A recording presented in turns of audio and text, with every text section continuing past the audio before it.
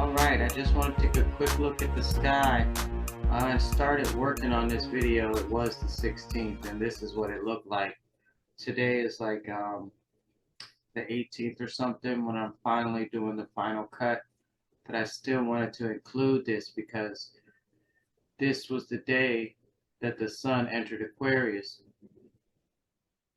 And I don't know if we're technically in the age of Aquarius, but look at this. Doesn't it look like a chariot? I mean, that's a sign for sure. You got the four wheels and you got the sun sitting in the middle of it like it's riding along, being pulled by Saturn. I said, wow, it's about time, right? Age of Aquarius.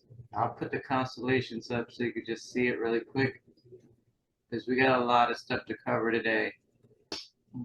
In the last video I made about Cain, I had made a few comments, and so I wanted to finish talking about the Serpent Seed and the differences in between the stories. And we're going to go and read from Pierre Sabac's book. And let's just do a little intro on that. This is the book the priesthood does not want you to read. Yeah, the satanic priesthood, and I'm sure a couple of other priesthoods who have been infiltrated, they don't want us to read this. But we're going to jump into it tonight because after you read the stories in the Holy Megillah, all of this stuff starts to make sense, and you see exactly how many pieces of the puzzle we already had and how we can put this thing together, all of us together as a collective from every walk, because we're going to read from the Holy Megillah tonight, the book of Noah, just a very small portion of that, where the defilement of the earth and the Seraphim, because that's where it talks about the daughter of Cain. Okay, so let's get over there now. This is from the Holy Megillah. This is the book of Noah. And if you don't know about Noah, you in this version, you're missing out. And I'll just say this, he didn't have no Ham, Shem, and Japheth up in here. They didn't build a boat, none of that. It's a kind of different story. There was some slave ships that they had to hijack to save all the people and animals that had been kidnapped by the Luciferians. And even though it talks about the banishment of Lucifer, we're told at the end that they had a lot of children that they left here. So there's not a question about whether there's a serpent seed. That's all over the world. I was, making a point that there's a few lines in this story that they were birthed in glass tubes. Is that something that we were missing from all of that antiquity, the Enochs and everything? It really did not tell us how these fallen angels made it with the daughters of men. And so this is really important because this is a technology, because we in the generation where we say make it make sense, right? And so this makes it all make sense. That no human womb could birth such big babies. All right, and then let's read this because it talks about Cain's daughter, where I told you that Lucifer didn't mate right away. First he had Adam rape Eve, and then that attracted a dark soul. Then he birthed that dark soul in a glass tube. Yeah. So let's just read this here. I don't want to read the whole thing. It's already done on my channel. But he does talk about the Luciferians, Seraphim, and Lucifer, and how they made giant and ferocious soldiers by mating Seraphim with the daughters of men. And these soldiers were birthed in glass tubes like Cain, for no human womb could birth such big babies. Even Lucifer, though no longer of natural flesh, made it with a human woman. For in the time when he was still of flesh, which was long before he came to our world, he preserved his seed for this purpose, that he might seed many worlds. And His seraphim, some of mixed flesh and metal, some entirely artificial, did likewise at his command. All right, so this is the human woman that he made it with, Lilith, the daughter of Cain, who enjoyed drinking human blood. She was loathsome and wicked, and her son by Lucifer was named Sargon. And Sargon was evil incarnate. And with his mate Lilith, Lucifer claimed the title Elohim. So now he was the false claimant of two holy names, Yahweh and Elohim. Okay, and it says down here that he loved her not, but respected her evil, and used her and other women to create bloodlines by which he would rule this world.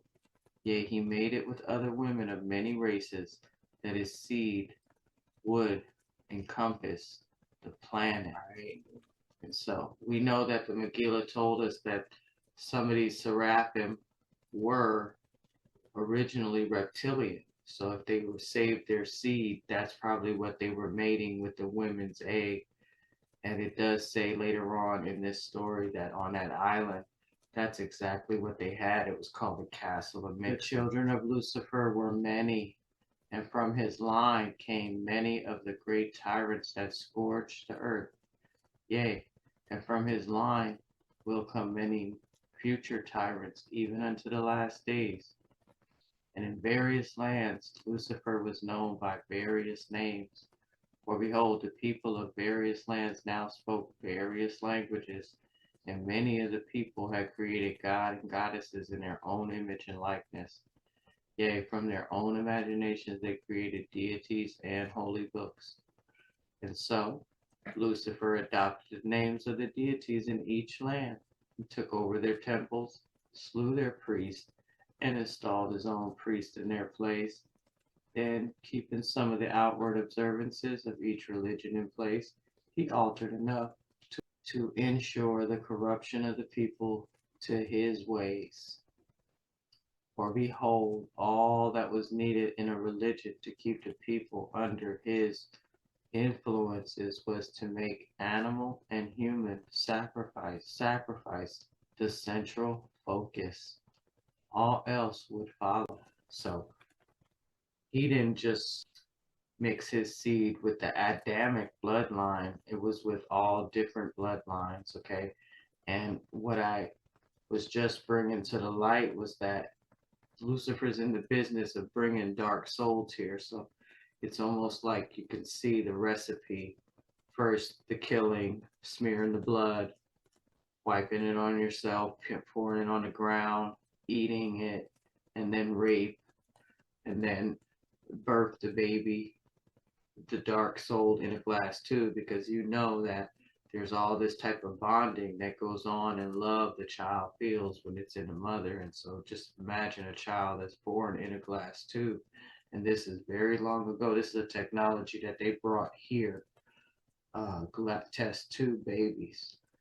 And then, so whoever Cain's wife was, she probably was a test tube baby too. And then their daughter is the one who started the blood drinking. So we got like where the vampire stuff came in, right? It says here that the name Lilith stems from the word Lilin. A Lilin is a demon of the night. In the case of Lilith, she was a human who became demonic, becoming the prototype vampire due to her practices of drinking human blood. All right, and then he says something about Sargon. It means firm king. That's important because when we read from Pierre Sabak, we're going to see that it said the descendants of Eve and the serpent were known as a race of kings. Okay, and he said this is not the same Sargon from the mainstream Bible because it's a long time, generations before that, but that one king of Assyria, Sargon, it could have been from this line. So we'll stop there, and we're going to get over to the Pierre Sabak book now. And you're going to see how many languages this story is actually recorded in. And the rib, oh man, it's a receptacle for man's seed. And the rib is also shaped like a crescent moon. So we've heard that the moon being a receptacle for man's seed. And that's what Lucifer stuck up Eve after Adam had raped her and got the baby out. So what I'm trying to show you guys now is that what's been shown to me is that Lucifer wasn't lying about making his woman his wife from that seed that he had taken from Adam and Eve. Okay, so it wasn't just like the chip. Wasn't just. It was okay. I'm gonna stop there. We're gonna go to Pierre Sabak because I'm telling you, it's been so hard to try to just say this plainly. All right, chapter 42 from Pierre Sabak, the rib, the serpent, and the moon. And we're gonna just scroll down and kind of scroll through it because it's not really like a book you read. It's for academic purposes, so it's a lot of information. You would need a pen and a paper if I just tried to sit here and read it all. But he does say that the rib indicates new life, and it's identified with the internal organ of the heart, intrinsic to the priest, Comer, and the moon, Kamar. The Semitic noun al, heart, is analogous to harb, war, and parallel to abhar, sailor. And so we read something about that Osiris in the other video. I'm going to scroll on down. He's saying that this is theologically the emblem of the boat and host are symmetrical to the lunar satellite and the priest, affiliated to Ab, the father. Okay, he's depicted as the god of war, lord of the host. All right, so those are some titles that we have in the King James Bible, supposed to be about, God and his angels. But you'll be surprised what it connects back to. So we're still going to go down a little bit more. He says that in the book of Genesis, Adam's rib is used to create his consort, Eve, and is reflected in the Sumerian narrative of Nin-Hershag, that's Lady of the Summit, and Nin-Hershag gives birth to Nin-T, Lady of Life. So this T here is like a rib, and it says that in Persian Semitic etymology, dil is like the Arabic dil, and it's rib and heart. And that's kind of understandable because right underneath your ribs is your heart, right? But it says that both of those are a derivative of the earlier Sumerian noun T, rib. And he said that the word T, Sumerian word, and is a verb to make live. All right. And so they got Nin-T, create life, using the rib extracted from man. And now that I see this extraction stuff, I know they're saying that that the Lord God took something from Adam, but in the Megillah, Lucifer took something out of Eve. But it was from Adam too, because it was their child, Cain. So, and this rib corresponds with the moon and the priest. And the moon is because it's the crescent. And we're going to just keep scrolling through here to show you this connection of these words. But I'm just going to tell you that whatever that metal stick that Lucifer stuck up Eve to get the baby out, to get their kid from them, was probably like a crescent moon, and the crescent moon does look like a rib too. So when Lucifer was saying, you know, I made her from your rib, and this whole rib cage story that we have, it's actually the story of how he created himself a bloodline and family, and also terraformed this world from using the child that he took from Adam and Eve after they fell. And it doesn't really matter whether he slept with Eve or not. That's funny because that's how my pastor said it.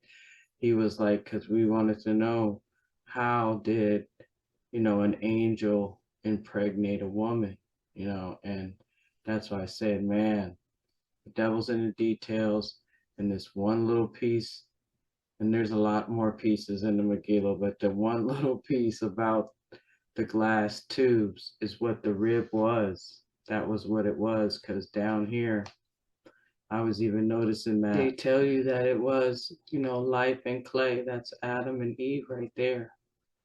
And it says that the snake is introduced as a custodian of paradise. He is recounted as a creator of nations, the teacher of geometry, mathematics, and architecture, depicted as a builder or a fallen angel.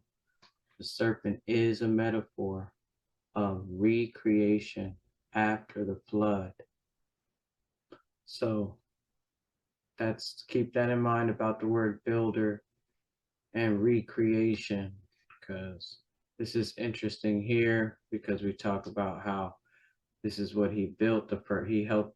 He taught man how to build that first body of Satan. Okay. It says esoterically, the builder is a coded word for the snake's ability to change shape or to assume the form of a man. Okay. The builder, literally a snake, is conveyed in the Latin etam, forma, construction, and in English it's for man, analogous to form. Okay, and then that in the Greek is bane, a serpent or apparition. So this is right here where it says her offspring are presented as the race of kings. So it's Adam and Eve's offspring though, because we know what happened now. It's not just Eve's offspring. I don't know if that matters, but the thing is that it's the way that they did what they did, and they're doing it on many worlds, and so it may only matter to some of us who are trying to get a handle on this stuff and really be able to digest what's going on in these worlds when we come here. So it says that I thought it was pretty telling here, because they're telling us about this goatfish in this Ubaid iconography. It's the serpent is rouge, conforms to the goatfish, progenitor of the Seraphim and the aliens. Sorry. And these categories are variations of the menstrual fish or the hairy snake, human angelic. This sounds like what they were doing over there on that island too, Atla, where they were mixing all different types of things, essences of one. I think we read from there not too long ago when we were talking about alcohol. But yeah, you got to check that book of Noah out if you want to know exactly what was going on that island, in that castle, mixing. So here's some more stuff about the emblem of the fish and the snake being a sign of regeneration. And that's, yeah, because, man, here it is. The rib T of Adam, signified religiously as the moon's crescent, a receptacle of man's seed. Okay, and then that device, that crescent moon device, outlines illicit intercourse with the snake. Yes, because he stuck it up in Eve. Man, it wasn't the snake, it was this crescent type shaped stick, right? And it says originally an eel amphibian appointed to the descendants of Eve. That makes sense because don't eels drink blood, right? And so we know about Adam and Eve's granddaughter, Lilith. All right, and then it says some more stuff about the builder because I was making the connection that, you know, once they got more and more people and Cain finally made that human sacrifice, then this place got really dense and even the Nasareans weren't safe. They had to go down and pretend to be regular people now or leave this place. And that was really like he built the land. He built this land, this material universe, so to say. I'm not saying he is God. I'm saying that even the Gnostics were trying to tell us that you know something just like these bodies, they grew on us. I actually thought about the Grim Reaper and stuff when I was reading this and how, like the required wheel of reincarnation and all of that stuff. So just a few more things I'm going to show you though from here. Because when I was thinking about Adam and Eve's bodies, the ones they had before they fell, it said their bodies had a gleam of light. And so they would have been shiny too, and considered like angelic. And so there's all these places where they talk about, you know, changelings and stuff. And so I'm not sure if the snake itself, we already know, according to the Megillah, that they were mixed metal, Seraphim, they were all different types of well advanced evolutionaryized or whatever they want to call them in their metal bodies. They were more metal and they didn't have penises. And that's why I saw something in here that connected, started talking about Isis. And I remembered that she was building body for Osiris, right? And he didn't have a penis either. But they were doing something here, making babies in glass tubes because they didn't have it. So yeah, man, I could see this whole story, but he ends up saying that the associated word plays in the Egyptian and Sumerian vocabulary in reference to the builder and changeling are complementary with transfiguration. T. Identified with the rib. T. Rebirth is compared to the recreation of life. T. A metaphor of the builder, Bene, termed as the snake, Taban, or eel, Taiban. Resurrection of the serpent's form is taken from immolation of the heart, symbolic of the rib.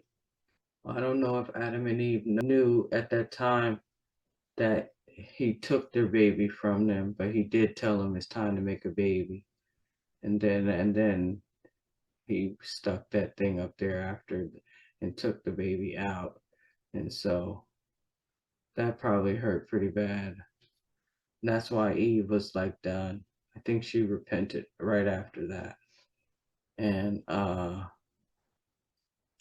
goes on here to talk about the hieroglyphs. So it's pretty interesting. It says, a vessel of the soul, life, the heart is paired with the rib. Concept preserved in the hieroglyphs. The character T that we were talking about from back up there in the Sumerian is not a pistil, but is drawn as a rib. The glyph is adopted from the Sumerian noun T, rib, equated with life. In addition, the Egyptian alphabet is an adaptation of the AST glyph, denoting flesh, extracted semitically from the rib. So, I don't know if you can see what he's saying right there, but AST is used also, this hieroglyph is used idiomatically to write the goddess Isis. Epigraphically, Isis is deduced from the rib and parallels the biblical creation of Eve from the rib of Adam. But if you think really hard and you know the story in the Megillah, you can see that how Isis and the whole story is connected to this baby that was taken from Adam and Eve in that glass tube. So basically, to me, this rib is the glass tube. Okay. And then it says, and it wasn't because Cain was going to be a giant or anything. And who knows, maybe Lucifer might have injected some stuff into the glass tube while the Cain was growing to add to whatever he was doing, because like I said, that's what they were doing on the island of Attila before Noah's flood. I mean, that's the thing we'll call it, because that's what everybody knows it as, Noah's flood. But it says the flesh glyph, AST, is pictorially reminiscent of the teardrop, invoking the mythology, the tears of Atum Ra. And I should have looked that up so I could have talked about what the mythology of that is, because I don't know the mythology on that. But it says, and the recreation of man after the deluge. And I was thinking this is about the end of chapter 8, where it says that when Abraham and Sarah were planting a tree of life and Lucifer was dropping those poison water and poison fire, and they both shed a tear, planted the tree of life, and they shed the tears, is said, because for all of the souls on this world that would be deceived by the Luciferians. And so it's funny that they call it the flesh glyph, because that is what happened to all of the souls and the children and the seeds that Abraham and Sarah planted. But anyway, all right, there's a lot more here to just show you what I'm seeing, but it says that in rebirth, you see that, like, rebirth. That's why I started thinking about the Grim Reaper and this required wheel of reincarnation, because, you know, in a way we're trapped. And that's why it's important to know really what the Lord and the Lady came to the earth for. There's a few different things. One was to make a baby to combat this serpent seed line that had got planted here. And it's probably not just in the people, animals, trees, plants. There's all different types of things here that weren't originally of this realm. They just kind of brought it here with them. They're from all different constellations and stuff. And so we'll read this and then we're going to get out of here, because I was blown away when I saw the word Tesla up in here for rib. And then I'm going to make some more videos about this stuff, because all I can do is just keep showing you little by little. If I try to read it all, it sounds crazy. Just going in, it says it's all of this whole priesthood. So that's really how I wanted to connect it, and then we'll get out of here. relationships between the earth and rock, because the rock and the stone and all of that is also related to the moon. And I don't know how far we got to go up for that.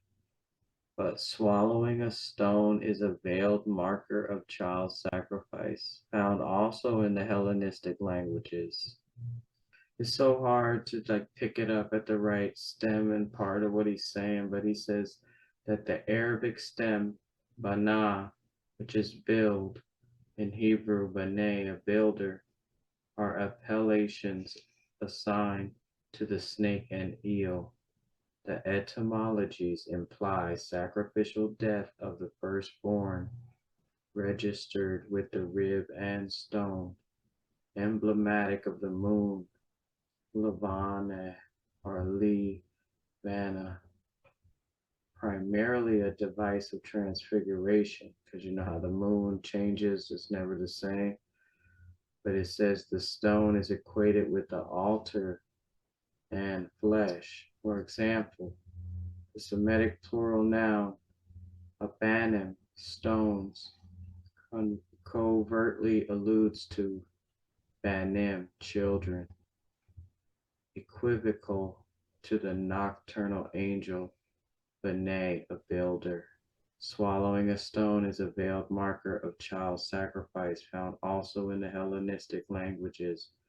The Greeks saw an etymological connection between the word for stone, laos, and people, laos, equivalent to Semitic, in Semitic to Adamah, earth, and Adam, mankind. In Arabic, the noun sakir, rock, informs the Latin root sacred, secret, or secrete. All right, and then the Hebrew word selah, stone, is signposted obliquely as T-salah, rib, and pertains to the act of rescue, hatsil, deliverance, hatsil, is consistent with the noun hatsalah, save. Right? And then here it is, a derivation of hatsela, a rib, mythical, the sternum, suggests the lunar vessel, a repository of man's seed. Okay, and you see that lunar vessel, when it says like that, a vessel, that's why I know that that's exactly what that curved rib was. And we're just going to read a little bit more. I am sorry this is so long, but I had to slow down and try to not overload anybody's donkey here. This is how it's connected to this priesthood, okay? It says that astrologically, Tesla or Tsela pertains to the old Hebrew noun TSA. Orion, rendered by Egyptologists as Sa. And then it says that philologically, TSA Tas-Ad is cryptic of the Sodi priesthood, attributed with celestial migration. Descendants of the Sodi or Sodi are extracted from the Vestigum Latin to step, footprint, a symbol of Orion, juxtaposed with the rib, moon, and the heart, Sirius. Orion's mixed offspring is traced from the human line. He says that's original to the Pleiades and have been amalgamated with the amphibian, conceived from the star constellation Sirius, the dog star. It is telling us right there that's where God, the God we have all been serving, is in this constellation, and it's called the dog star. And even if they aren't from this particular constellation, this is how, and probably what was a part of that Lucifer's story, because he breaks down the Lucifer name too. And if we have time, I mean, I'm sorry this is so long, we might jump over there, but we're not done yet. And this is all this priesthood. You heard it. The firstborn sacrifice, the altar, the stone, sacred. And you got to remember that word altar can also mean to change, right? Alter or altered. What else did we just read? That we're going to talk more in the next video, or maybe a few videos from now, about this T Salah, because I thought that was very telling, but it broke down all the way into being saved, right? Hat Salah, save. And that's what they say, the firstborn sacrifice. That's why God sacrificed his son Jesus, because we were needed to be saved. But now we're seeing that it's this demonic priesthood, and they're not really saving us. I was reading down here, they're definitely not saving us. And if you can't see that from the way that the world is, then you're still maybe under the spell of all of this spelling and this like lack of conveying to us what's really going on here. And that's done by this priesthood.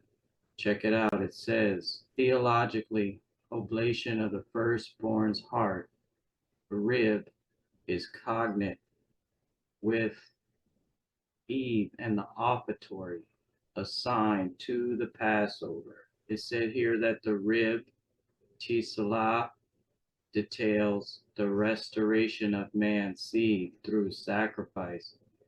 And when I first read this, I thought it said the reincarnation of man's seed through sacrifice, because that's actually what they're doing here. They've trapped us here. And all of the animal husbandry farms and stuff, it tells you that that's what those Luciferians had started on that island, breeding and killing animals, clearing all the trees so that they could raise animals to eat, because the continued practice of this dark art is what's keeping this place dense and keeping us trapped, right? And they're calling it restoration. Yeah, well, we're not being restored, we're being degenerated until we can connect to those metal bodies, right?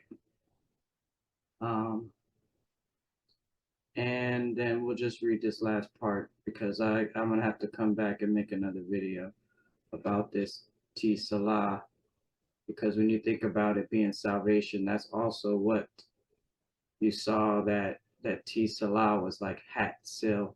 And I thought about that Neuralink hat, sil, like being saved, but only in your mind. It says that the host correlated with the crescent.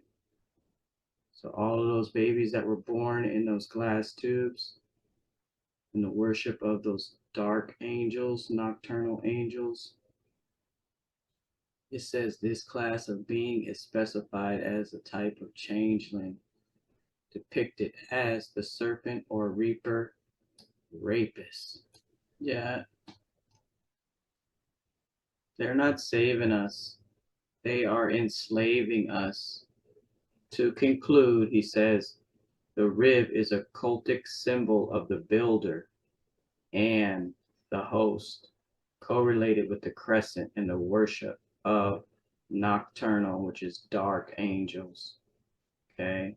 It says this class of being is specified as a type of changeling, depicted as the serpent or the reaper, the rapist. It says down here that the progeny of the snake and Eve are said to rule the world.